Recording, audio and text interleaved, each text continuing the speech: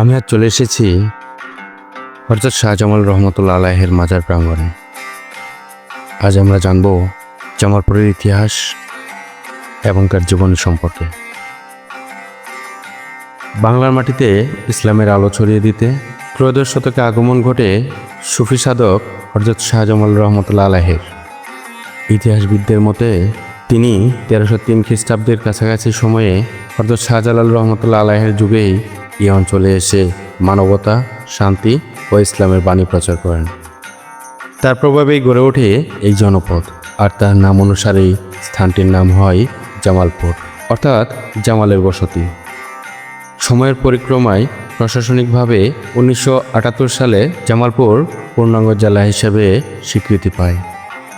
আজও জামালপুর শহরে অবস্থিত হযরত শাহজামাল রহমতুল্লাহ আলাইহির মাজার এ অঞ্চলের ধর্মীয় ইতিহাস ঐতিহ্যের নীরব সাক্ষী হয়ে দাঁড়িয়ে আছে।